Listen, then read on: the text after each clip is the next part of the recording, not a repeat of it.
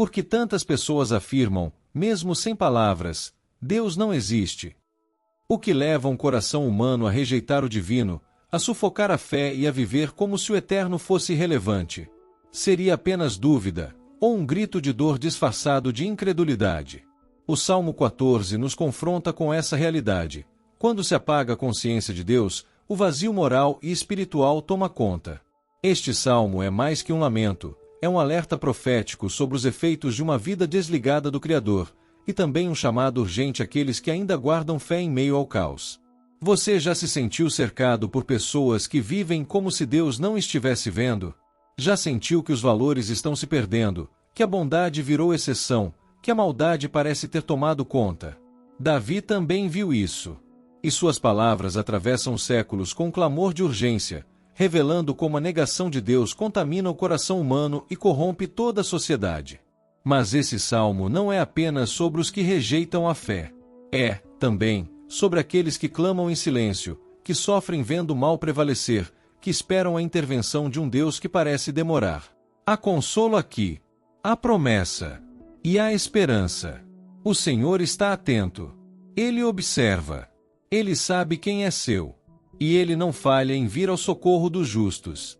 O Salmo 14 é um retrato corajoso da realidade espiritual de um mundo que escolhe viver sem Deus. É um salmo que denuncia, com clareza e dor, a insensatez do coração humano que rejeita a presença divina, mesmo diante de tanto sofrimento e injustiça. Mas também é um salmo que nos convida a manter os olhos fixos em Deus, mesmo quando tudo ao nosso redor parece ruir. Ele mostra que, embora muitos neguem a Deus com palavras e atitudes, o Senhor continua olhando dos céus, procurando por aqueles que o buscam com sinceridade. Neste salmo, Davi expressa a frustração diante da corrupção moral, da ausência de fé e da violência espalhada pela terra. No entanto, ele não se desespera. Pelo contrário, ele encerra com uma expectativa firme na salvação que virá do Senhor. É uma lembrança de que, por mais sombria que pareça a realidade, Deus continua soberano, atento e prestes a agir. Neste vídeo, vamos mergulhar, versículo por versículo, nessa denúncia poderosa que se transforma em clamor e, por fim, em esperança. Vamos refletir sobre o que significa viver com ou sem Deus, o impacto disso em nossa sociedade, e como podemos permanecer firmes mesmo quando a fé parece desaparecer do mundo ao nosso redor. Fique até o final, porque além de uma reflexão profunda, faremos juntos uma oração inspirada no Salmo 14. Uma oração que reacende a esperança em meio ao caos, que fortalece nossa confiança no Deus que nunca deixa de olhar por nós, e que garante que, mesmo quando tudo parece perdido, a salvação virá, e ela virá do Senhor. Verso 1. Diz o tolo em seu coração: não há Deus. Corrompem-se e praticam abominações. Já não há quem faça o bem. Este versículo começa com uma das declarações mais impactantes de toda a Escritura. Diz o tolo em seu coração: não há Deus. Não se trata apenas de uma afirmação intelectual, mas de uma disposição interior, de uma negação silenciosa e profunda que se instala no coração. O tolo, aqui, é aquele que rejeita a sabedoria divina, fecha-se para a verdade espiritual e escolhe viver como se Deus não existisse. Essa recusa não parte sempre da razão, mas da vontade. É uma recusa moral, não apenas teórica. Quando o ser humano exclui Deus da sua vida, algo começa a se deteriorar dentro dele. A consciência enfraquece, os limites éticos se apagam, e o coração vai se tornando cada vez mais insensível. O texto diz que corrompem-se, como quem se estraga por dentro, perdendo o sentido da retidão, da compaixão, da reverência. Sem Deus, o homem torna-se vítima de si mesmo, escravo de seus desejos mais egoístas. O versículo também denuncia a prática de abominações. Não são erros pequenos, mas ações que rompem com a essência da justiça e da bondade. A ausência de Deus no interior humano produz frutos visíveis, e esses frutos são amargos: injustiça, crueldade, mentira, opressão, ganância, orgulho. A negação de Deus não é neutra. Ela contamina o comportamento, distorce a moral, fere o próximo. A sentença final deste verso é tão forte quanto triste: já não há quem faça o bem. Não é uma conclusão pessimista de Davi, mas a percepção de uma sociedade tomada pela indiferença espiritual. A corrupção generalizada, a falta de integridade, a ausência de compaixão, tudo isso é fruto de uma cultura que, aos poucos, foi deixando Deus de lado. Davi olha ao redor e vê um cenário de decadência. Ele sente o peso do afastamento coletivo do Senhor. Mas há um detalhe profundo: tudo isso começa no coração. Não na mente, não nos argumentos filosóficos, mas no lugar mais íntimo da alma. Quando o coração se fecha para Deus, a vida perde o eixo. Por isso, este versículo é também um convite à autoavaliação. Antes de apontarmos os tolos lá fora, precisamos olhar para dentro. Será que há áreas em nosso coração onde, mesmo inconscientemente, estamos vivendo como se Deus não estivesse presente? Este verso nos chama à vigilância, à humildade e ao arrependimento. Em um mundo que nega a fé, que relativiza a verdade, que despreza a presença divina, somos chamados a manter o coração firme, sensível, cheio de temor e verdade. Mesmo que muitos digam não a Deus, nós continuamos proclamando: o Senhor reina, e Ele está entre nós. Para refletir, em que momentos da vida você percebe que age como se Deus não estivesse presente? Que áreas do seu coração precisam ser reconectadas com a presença de Deus? Como a ausência de Deus na sociedade tem afetado os valores que você vê ao seu redor? Quais são os sinais de que o coração está começando a se corromper espiritualmente? O que você pode fazer hoje para manter seu coração sensível à voz de Deus? Verso 2. O Senhor olha desde os céus para os filhos dos homens, para ver se há algum que tenha entendimento e busque a Deus. O salmista nos transporta agora para uma cena celestial. Deus, do alto dos céus, observa atentamente a humanidade. Esta não é uma visão distante e desinteressada, mas um olhar que sonda com intenção. Deus procura, entre tantos, aqueles que têm discernimento espiritual e que o buscam de coração. É como se o céu se inclinasse sobre a terra, não à procura de perfeição, mas de sinceridade. Este versículo revela que a busca por Deus não passa despercebida. Enquanto muitos seguem indiferentes à presença divina, há aqueles que, mesmo em meio à escuridão moral do mundo, voltam seus olhos para o alto e dizem: Senhor, onde estás? E é exatamente esse clamor que o Senhor reconhece. Ele não ignora a alma que o deseja, mesmo que ainda esteja aprendendo a caminhar na fé. Ao dizer que Deus procura quem tem entendimento, o salmista está destacando que sabedoria verdadeira não é apenas intelectual, mas espiritual. Trata-se de um coração que compreende que sem Deus, nada faz sentido.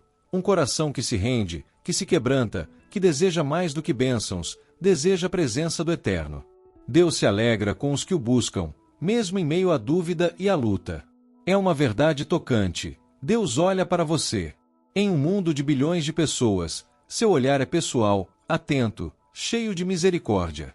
Ele conhece sua história, suas batalhas silenciosas, seus passos hesitantes na fé.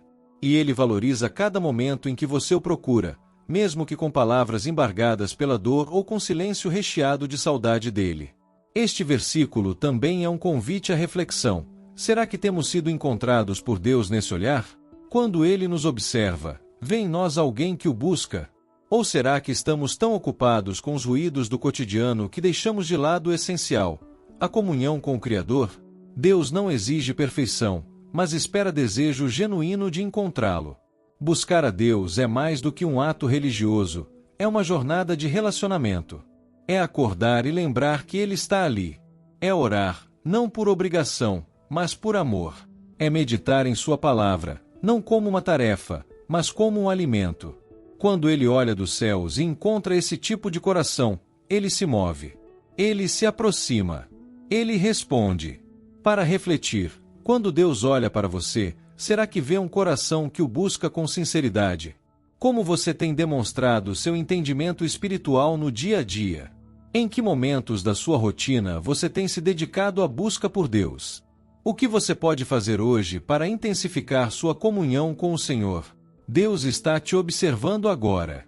O que você gostaria que Ele visse em seu coração? Verso 3. Desviaram-se todos e juntamente se fizeram imundos. Não há quem faça o bem, não há sequer um. A afirmação deste versículo é direta e perturbadora. Todos se desviaram. O salmista não suaviza a realidade.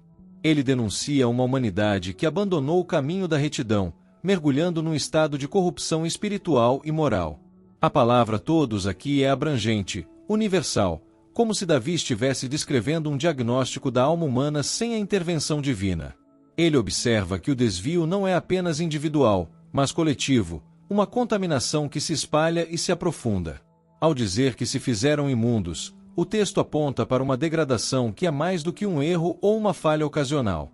É uma sujeira da alma, uma escolha contínua por caminhos impuros, desonestos, injustos. Essa impureza não se refere apenas a ações externas, mas ao estado interior, às motivações e aos desejos que se afastam do bem. É como se os corações tivessem perdido a sensibilidade para Deus, como se a consciência tivesse sido cauterizada. A expressão "não há quem faça o bem" nos desarma. Davi não está apenas apontando para os ímpios, ele está revelando a falência total do ser humano sem a graça. Quando deixados por conta própria, sem a luz e direção do Senhor, todos falhamos. O bem não brota naturalmente do coração humano, ele precisa ser cultivado por Deus, nascido da comunhão com Ele.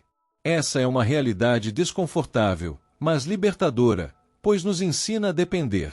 Ao enfatizar "não há sequer um", Davi exclui qualquer possibilidade de exceção. Nem mesmo o mais sábio, o mais religioso ou o mais moral escapa dessa verdade. Todos nós, em algum momento, nos desviamos.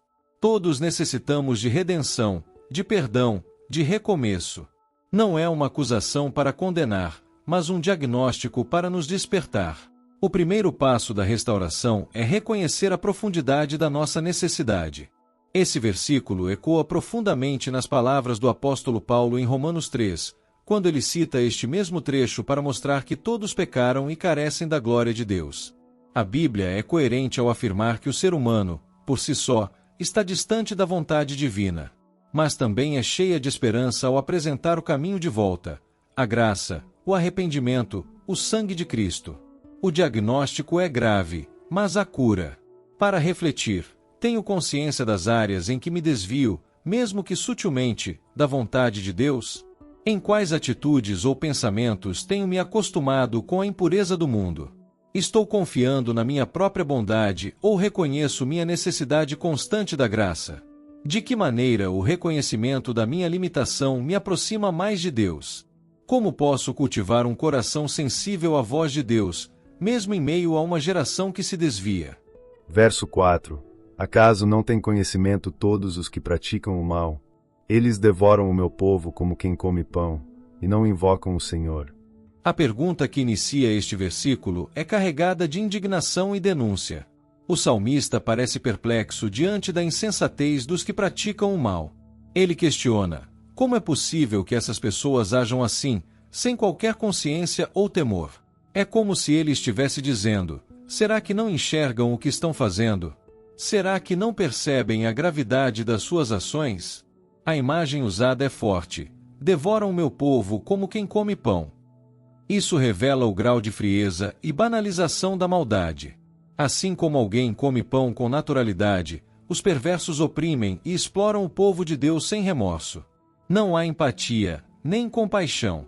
Há apenas a repetição cotidiana de uma injustiça que fere o coração do salmista, e também o coração de Deus.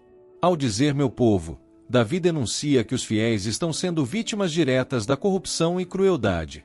Aqueles que escolheram andar com Deus estão sendo tratados como algo descartável por um mundo que perdeu o senso do sagrado. O mal, aqui, não é apenas individual, mas coletivo. Há um sistema de perversidade que avança sobre os justos, esmagando sua dignidade. A outra denúncia é ainda mais profunda: e não invocam o Senhor. A ausência de Deus na vida dos que praticam o mal não é por ignorância, mas por escolha. Eles se alimentam da maldade e rejeitam a comunhão com o Altíssimo. Esse afastamento voluntário é o que os torna cegos, insensíveis e, muitas vezes, cruéis. Quando se vive longe da presença de Deus, o coração se endurece. Esse versículo também é um alerta para todos nós. O mal se torna perigoso quando é praticado com naturalidade. Quando deixamos de nos indignar com a injustiça, corremos o risco de aceitá-la como parte do cotidiano. E quando o nome do Senhor é esquecido, a vida perde sua verdadeira referência. A ausência de oração revela uma vida desconectada da fonte da verdade e da justiça. Por fim, há aqui uma convocação implícita, que o povo de Deus continue invocando o Senhor, mesmo quando parece que os maus estão prosperando. Não podemos nos calar nem nos conformar. Devemos ser luz num tempo de trevas, sal num mundo sem sabor. O salmista lamenta, sim, mas também desperta. Seu lamento se transforma em clamor por uma geração que volte a orar e a viver com temor diante de Deus. Para refletir, será que em algum momento também já tratei com indiferença as dores das pessoas ao meu redor, como se fosse algo banal? Tenho percebido quando atitudes más se tornam normais na sociedade, e como isso pode me afetar sem que eu perceba. Em tempos de tanta injustiça, estou invocando o Senhor ou tenho me calado e me acomodado? De que forma posso ser um instrumento de compaixão diante de um mundo que devora os mais frágeis? Tenho me esforçado para não apenas crer, mas viver de forma a refletir a presença de Deus em minha vida? Verso 5. Ali se acharam em grande pavor, porque Deus está com a linhagem do justo. Em um mundo que despreza os valores espirituais e zomba daqueles que escolhem viver com integridade, este versículo revela uma virada surpreendente. O texto nos mostra que os que praticam o mal, embora se sintam poderosos e confiantes, chegarão ao momento de pavor, não por causa de ameaças humanas, mas pela presença de Deus junto aos justos. O contraste é marcante. Enquanto os ímpios vivem em aparente segurança, os justos caminham muitas vezes em sofrimento, mas no fim, é o temor do Senhor que os alcançará. Esse grande pavor mencionado aqui não é um simples medo. É um colapso interior, uma convicção súbita e inevitável de que há um Deus que julga com justiça e que está do lado daqueles que o temem. Mesmo que os justos sejam ignorados, desprezados ou perseguidos, Deus nunca os abandona. E quando ele se manifesta, sua presença é poderosa o suficiente para fazer tremer até o mais arrogante coração. É importante notar que o texto não diz que os ímpios ficaram com medo porque os justos se levantaram contra eles, mas porque perceberam que Deus está com os justos. Essa é a fonte verdadeira da autoridade espiritual, a companhia de Deus. Não é sobre quem tem mais influência ou força, mas sobre quem tem a presença divina ao seu lado. E essa presença muda tudo. O pavor chega porque, diante da presença do Santo, tudo que é falso, corrompido e perverso desmorona. Nenhuma fachada resiste à luz do Deus verdadeiro. E quando essa luz se revela, aqueles que se mantinham confiantes em sua maldade percebem, tarde demais, que caminharam contra o Eterno. E então o que resta é o temor, não o temor que conduz ao arrependimento, mas o que antecede o juízo. Esse versículo é um alento para todos que se sentem sozinhos na caminhada de fé. Mesmo quando o mundo parece celebrar o erro e ignorar a justiça, Deus permanece com os que o amam e seguem seus caminhos. O reconhecimento disso, no tempo determinado por Deus, gerará espanto e temor nos corações que desprezaram sua graça. Mas para os que confiam, será um momento de vindicação. Para refletir, você confia que Deus está com você mesmo quando tudo à sua volta parece contradizer isso? O que sustenta a sua fé quando você não vê resultados visíveis? Como você reage ao perceber que muitos zombam da fé enquanto prosperam? Você tem consciência da força que existe em caminhar com Deus, mesmo em silêncio? Quando foi a última vez que você sentiu a presença de Deus renovando sua coragem diante das injustiças? Verso 6. Vós envergonhais o conselho dos pobres, porquanto o Senhor é o seu refúgio. Este versículo é uma denúncia direta contra a arrogância dos que desprezam os humildes. Ao dizer envergonhais o conselho dos pobres, o salmista está revelando o desprezo que os ímpios sentem por aqueles que, embora materialmente frágeis, têm sabedoria espiritual.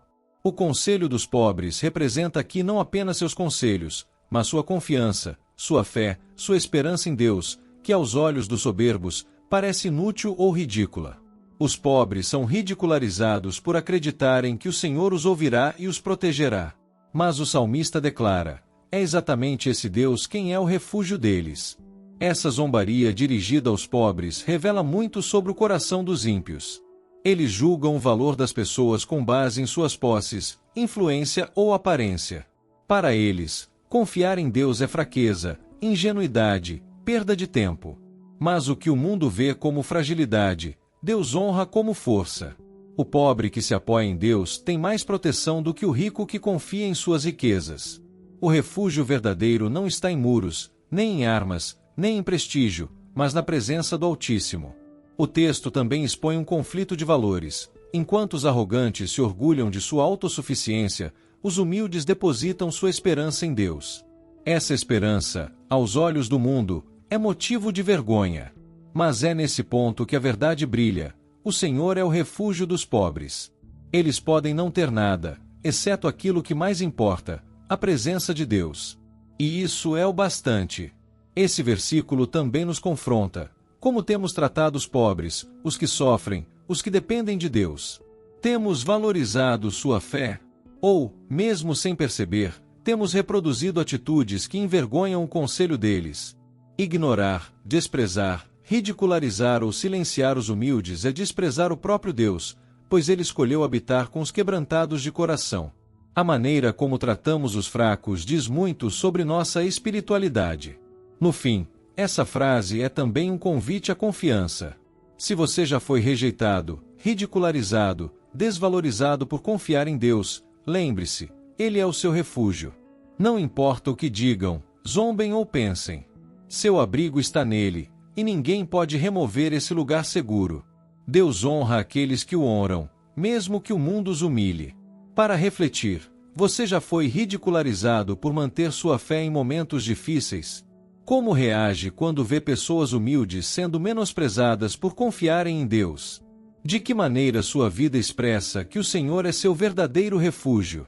Você valoriza o conselho dos pobres, suas palavras, orações e experiências espirituais? O que o versículo lhe ensina sobre a verdadeira riqueza e segurança? Verso 7. Se de Sião saísse já a salvação de Israel. Quando o Senhor restaurar o seu povo, Jacó exultará, e Israel se alegrará. Este versículo final é uma explosão de esperança em meio ao cenário sombrio descrito nos versos anteriores. Depois de falar sobre a corrupção, a incredulidade e a opressão, Davi termina com um clamor profundo: se de Sião saísse já a salvação de Israel.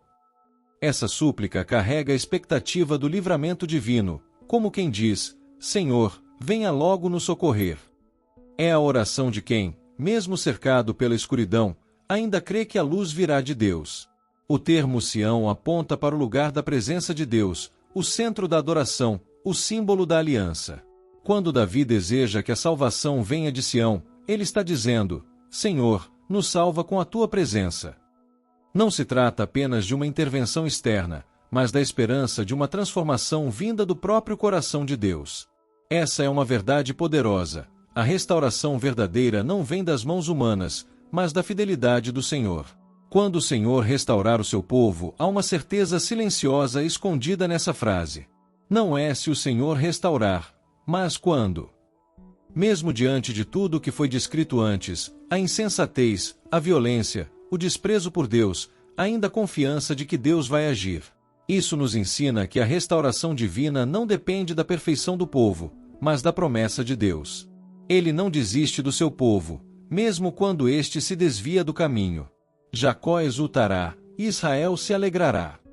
Davi profetiza um tempo de alegria, como quem vê além da dor atual. O sofrimento será vencido. O choro vai dar lugar ao riso. Os que hoje gemem sob o peso da injustiça ainda cantarão louvores ao Deus que restaura. A alegria não será fruto das circunstâncias, mas do agir de Deus. Isso nos lembra de que, mesmo nos momentos mais escuros, existe um futuro reservado para os que esperam no Senhor. Esse verso aponta também para a esperança messiânica. Para nós, que vivemos depois da vinda de Cristo, é impossível não ver aqui uma referência ao Salvador que veio de Sião, Jesus, o Messias. Nele, a salvação saiu do coração de Deus e alcançou toda a humanidade. O clamor de Davi foi atendido de forma ainda mais profunda do que ele podia imaginar. E agora, todo aquele que crê em Cristo pode viver essa restauração que começa dentro e se estende por toda a eternidade. Para refletir, você tem nutrido no coração a esperança de que Deus ainda pode restaurar sua história? O que significa para você a salvação que vem de Sião? Como você reage quando parece que a restauração está demorando? De que maneira a sua alegria tem sido fortalecida pela fé nas promessas de Deus? Você tem reconhecido Jesus como a resposta definitiva ao clamor por salvação? Podemos concluir que o Salmo 14 nos revela uma realidade desconcertante. O ser humano, quando se afasta de Deus, perde o rumo da própria existência. O tolo não é apenas aquele que nega a existência de Deus com palavras, mas também com suas atitudes, vivendo como se Deus não importasse, como se tudo terminasse aqui. Esse estilo de vida, desconectado do Criador, produz corrupção, injustiça e um vazio que nada pode preencher. O salmista denuncia isso, mas também aponta para a esperança que brota da fidelidade de Deus. Mesmo diante da descrença, da corrupção e da dureza do coração humano, Deus não se cala. Ele observa, ele discerne, ele distingue os que o buscam. Sua justiça não está adormecida, e sua promessa de salvação permanece firme. Esse salmo nos convida a olhar além da decadência visível do mundo e a enxergar o agir silencioso, porém poderoso, do Deus que ainda governa os céus e a terra. As palavras de Davi são um clamor por redenção, um anseio pela manifestação da salvação que vem de Sião. Ele enxergava um futuro onde o Senhor restauraria seu povo e traria alegria e libertação. Hoje, podemos contemplar esse cumprimento em Cristo, o Messias, o Redentor prometido que veio para buscar e salvar o que se havia perdido. Em Jesus, encontramos a resposta definitiva ao clamor do Salmo 14. Essa restauração, porém, não é apenas futura, ela começa agora, no coração de quem se volta para Deus com sinceridade. A alegria mencionada no final do Salmo é fruto dessa reconciliação. Mesmo em meio a um mundo cheio de incredulidade, podemos experimentar a verdadeira paz. E mesmo que sejamos poucos, mesmo que nos sintamos minoria, Deus nos vê. Ele é o refúgio dos justos. Por fim, este salmo nos lembra de que viver sem Deus é uma forma de loucura espiritual. Mas viver com Deus, mesmo em tempos difíceis, mesmo sendo criticado ou incompreendido, é sabedoria, é vida, é salvação. Que nossas escolhas reflitam essa consciência. Que nossa fé continue firme, mesmo quando tudo ao redor diz o contrário. Porque Deus é real, presente e está sempre a favor daqueles que o invocam em espírito e em verdade. E se, hoje, você se sente incompreendido, indignado com a maldade ao redor ou angustiado com o rumo que o mundo tem tomado, lembre-se, Deus está atento. Ele olha dos céus, examina os corações e conhece aqueles que o buscam com sinceridade. Ainda que pareça que os justos são minoria, o Senhor não abandona os que confiam nele. Mesmo em meio a uma geração que o ignora, Deus continua sendo o refúgio dos que escolhem andar com integridade. Se você já se sentiu sozinho por querer fazer o certo, se já sofreu por nadar contra a corrente ou foi alvo de zombarias por causa da sua fé, esse salmo é para você. Se você acredita que, mesmo quando tudo parece dominado pela injustiça, há um Deus justo que observa e intervém no tempo certo, esse salmo é para você. Se você conhece a dor de ver valores sendo distorcidos, de se decepcionar com as atitudes humanas, e ainda assim, continua confiando em um Deus que salva, o Salmo 14 foi escrito para te lembrar: o Senhor vê todas as coisas e reserva livramento para o seu povo. Agora que entendemos o significado de cada versículo e a mensagem que Deus quer nos entregar, te convido a orar o Salmo 14 por mais 6 dias. Leia cada versículo como um clamor por discernimento, justiça e esperança. Permita que Deus fortaleça em você a convicção de que Ele é soberano, mesmo quando o mundo parece perdido. O Senhor ainda é a esperança dos que o amam. E para selarmos essa mensagem em nosso coração, te convidamos agora a orar e guardar consigo esta oração especial inspirada no Salmo 14. Volte a ela sempre que precisar se lembrar de que, mesmo quando tudo à sua volta parecer confuso e corrompido, o Senhor continua sendo seu pastor, e nada te faltará. Oração inspirada no Salmo 14. Deus Todo-Poderoso, Tu que sondas os corações e percebes o mais íntimo pensamento, nós nos colocamos diante de Ti neste momento, reconhecendo nossa total dependência da Tua presença. Em um mundo que muitas vezes rejeita a Tua existência, escolhemos Te buscar com sinceridade e fé. Ainda que a voz da incredulidade ecoe por todos os lados, queremos ser encontrados entre os que Te invocam, entre os que Te amam e esperam em Ti. Pai, perdoa-nos quando, mesmo sem palavras, vivemos como se Tu não estivesses ali. Perdoa nossas omissões, nossos desvios, nossa tendência de seguir nossos próprios caminhos. Livra-nos de cair na tolice de um coração endurecido e indiferente à tua voz. Ensina-nos a viver com sabedoria, com olhos voltados para ti, com discernimento para reconhecer o que é justo, puro e verdadeiro. Diante da corrupção e da injustiça que nos cercam, clamo por teu olhar atento sobre os que ainda creem. Não somos muitos, Senhor, mas somos teus. Não temos força própria, mas temos o teu Espírito. Sustenta-nos na caminhada, dá-nos coragem para viver a fé com integridade, e não permitas que o desânimo nos consuma diante do mal que insiste em prevalecer. Tua promessa de salvação é a âncora da nossa alma. Sabemos que, mesmo que tudo pareça perdido, tu ainda reinas.